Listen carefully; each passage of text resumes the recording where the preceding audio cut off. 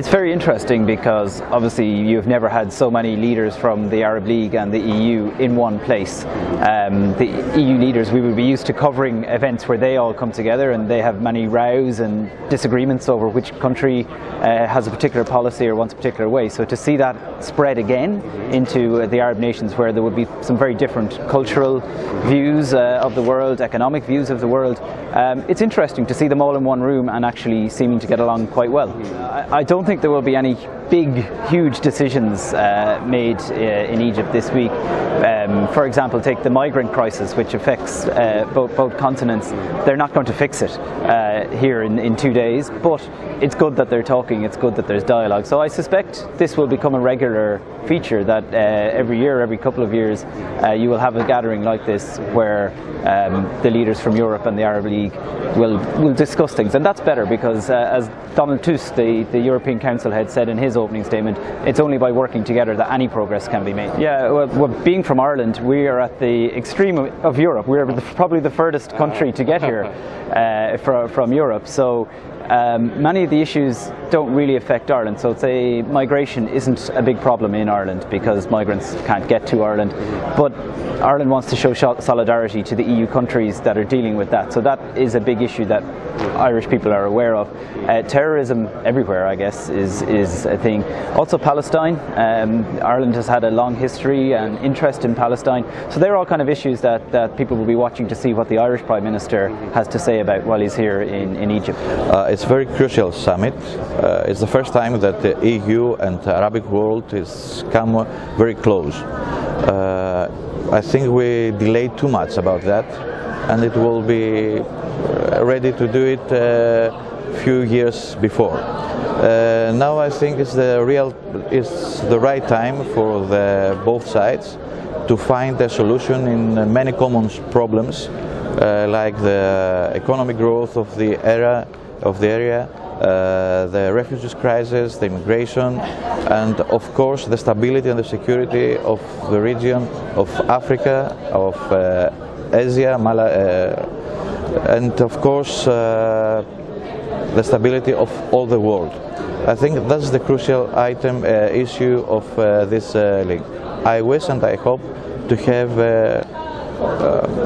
time to do again and again the same summits. You know, the feelings from the Greeks to the Arab world, and especially for the Egypt, it's very, very fruitful, and of course they have very good relationships, the two countries. And of course the citizens. Don't forget that a lot of the Greek people, the Greek community in Egypt, for many years they gave us the civilization.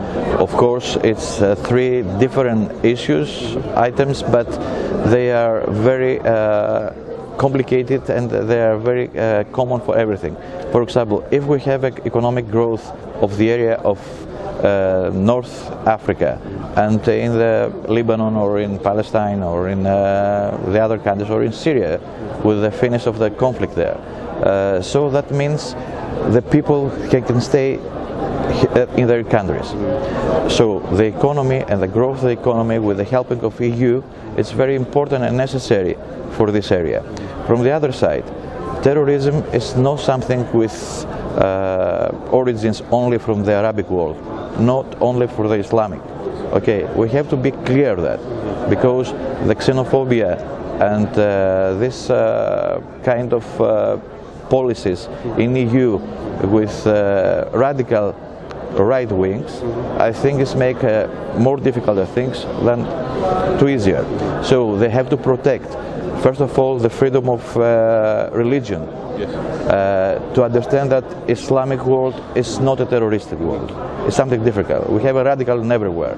And of course, to protect the refugees and the immigrants in all the area, to be safe and not to have this growth that we have in Mediterranean Sea. I think that is a good chance for EU and Arab League. A good chance because it's the first summit and because there are common challenges that we have to approach together.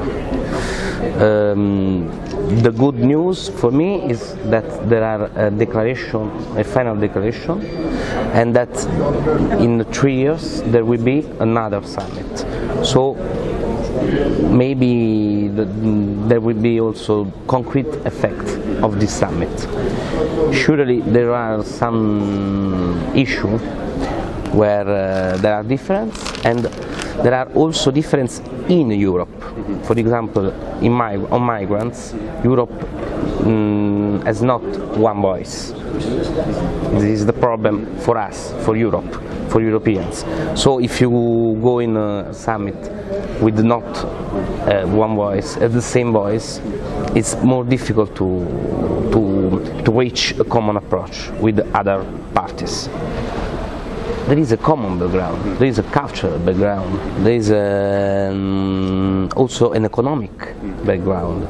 The differences are about the approach on migrants, and also on some aspects of political, of foreign political strategies. You know, there are some priority in Arab world that in Europe are not priority, and in Europe there are priorities that in our world now is not a priority.